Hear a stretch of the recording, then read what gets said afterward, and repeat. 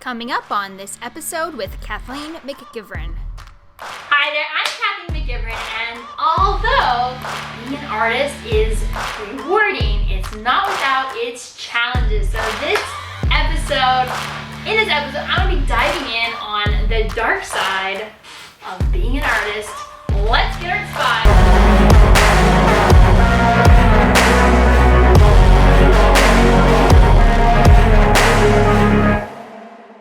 Number one is financial stability. Yeah, ooh, ew. I don't know about you, but figuring all that out.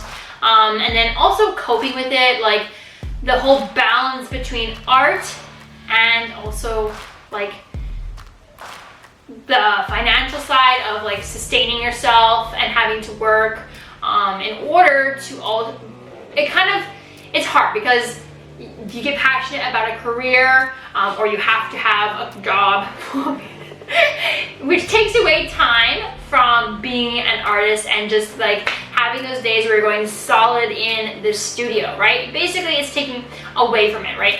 Unless you have somehow work it out so that way your art or your career is also informing or similar to your art. But it's still, even if you like say you run an artist studio, you're still going to have to support that studio and spend time with it there. It's not actually making and doing your own art, right? That's a very big difference. So, or being a professor at a university, you're teaching, you're instructing, you're supporting, you're in art. Like for me, in my own job, I support art education through Ms. Artastic. You can check out that YouTube channel as well and subscribe if you're looking for art ideas for teachers or art lessons for kids. Ms. Artastic YouTube channel. I'm a totally different vibe there because it's made for kids education.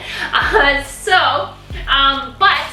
my point is that you have to think about that part of it, right? And that can be very draining on your soul, is that you're not having the time that you wish you would have due to having to figure out financial stability to spend that time within your art studio doing the work and making your art. So that is part of it, is like the time issue, right?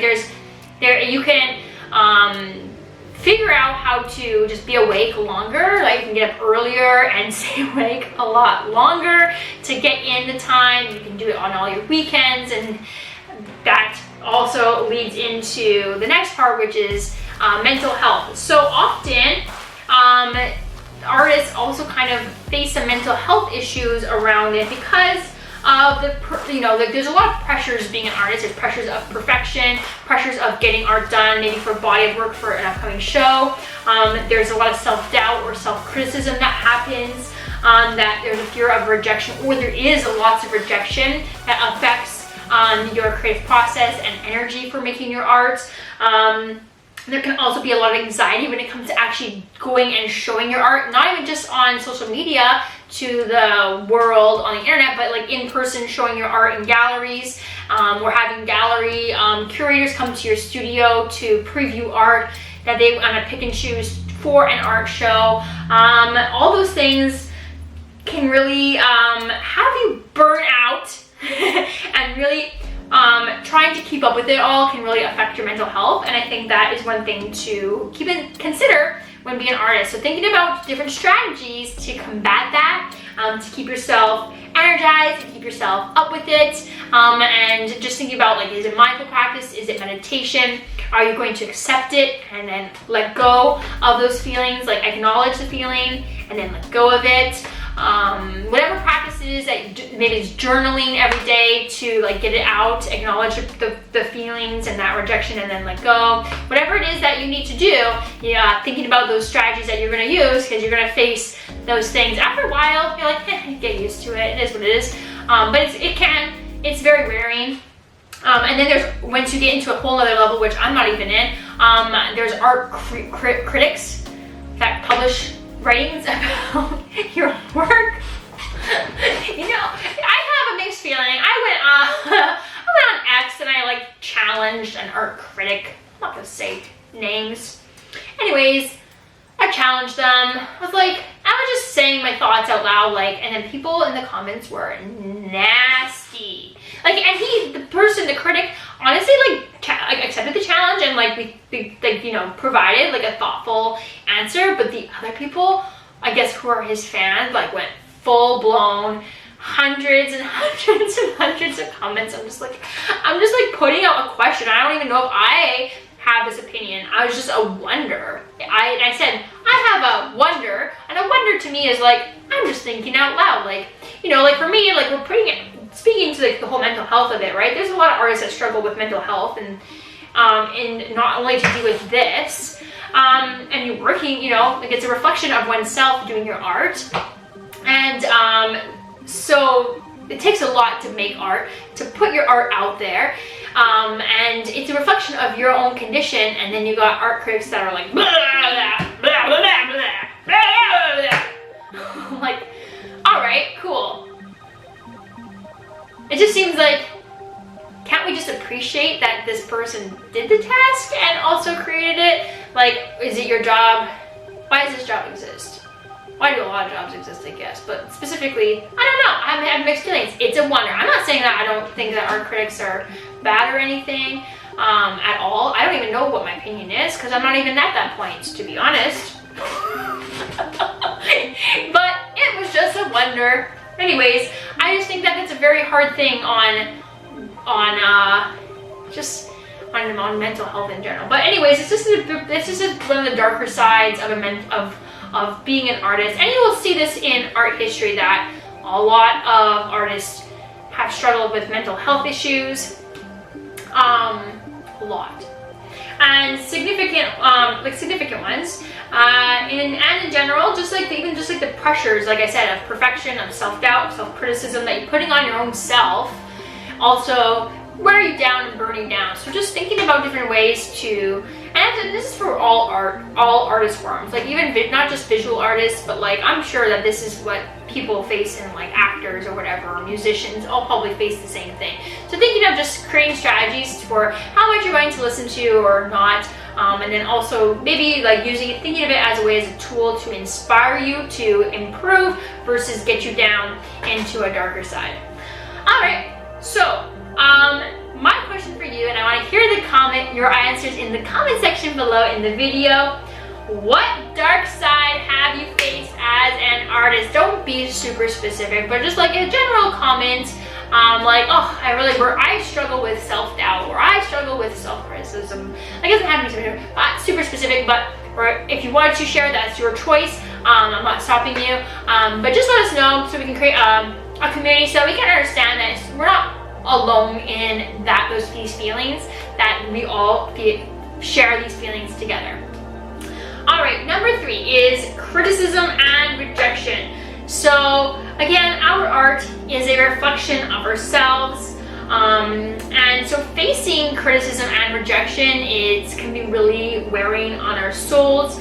So again, thinking about different ways, I kind of went into this one in the last one, so I'm going to be pretty brief with this, but just thinking about ways and strategies that you're going to implement self-care strategies. So when it comes to criticism and rejection, just thinking about ways you're going to practice self-care when it comes to hearing criticism and rejection. For me, I try to take criticism and I accept it, and I instead of getting immediately like, they don't understand me, or like upset about it, instead of having that reaction, I try to embrace it and use it as a positive to help me improve. And that's how I try to move forward with these things, especially when you do like critiques or stuff like that. Like, don't get all upset and defensive with it, like, oh, you don't understand me, or whatever, blah, get all negative and upset about it.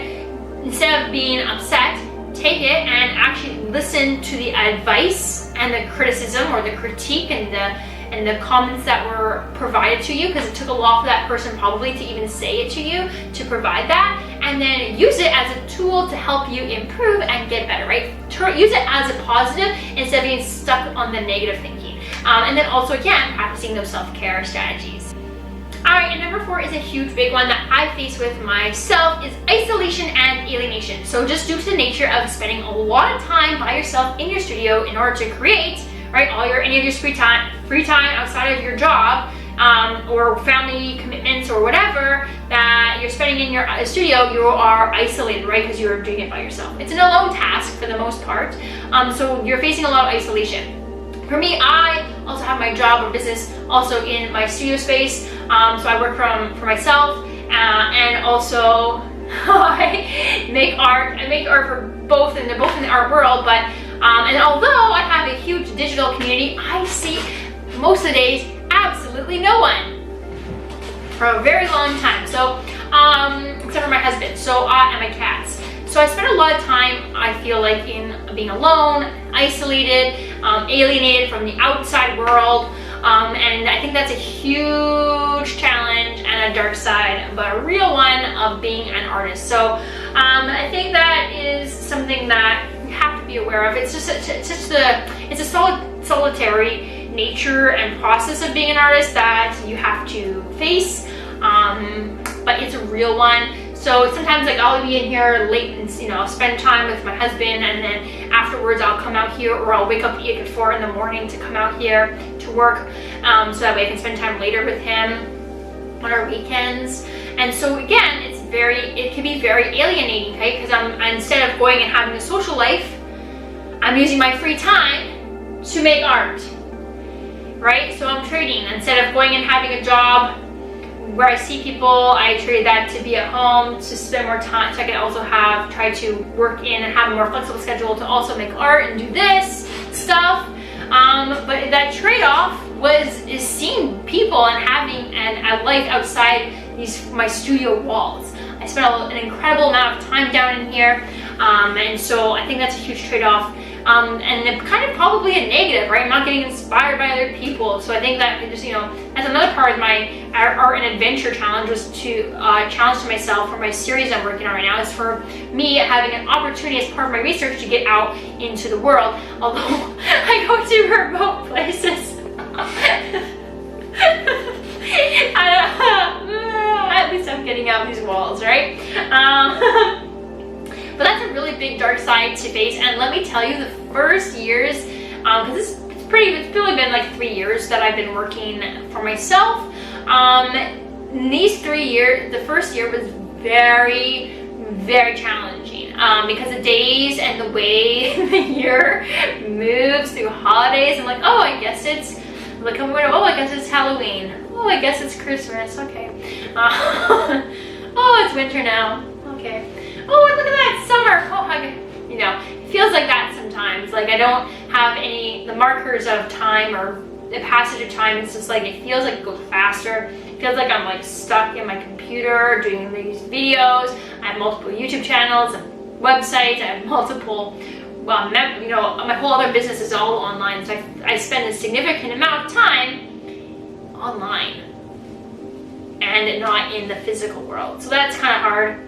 And again, it's true, right? No matter what you are working with, you're spending a lot of time as an artist by yourself until you go out into and all of a sudden you go to an art show, and there you are at the art show opening, and you're like, wow, all these people, I forgot, I haven't seen you guys in so long. So try to think about ways to be able to go out into the world a bit more, whether it is attending workshops and signing up for different workshops, or professional development. For me, I tried to go to the National Ceramics Convention that happens in Burnaby in BC every year at the Shadbolt Center. I go there. I try to see that. I used to be part of galleries until that was pre-COVID, and a lot of them have since closed. It's been very hard to find galleries to show at because all the ones I had been showing at are gone. Because I live in, outside of Vancouver, and Vancouver is very expensive. So I'm sure that is part of the problem for galleries, balancing that, and people having money to buy art, and then also having to show it. If you're buying a large artwork, you need a place to put it.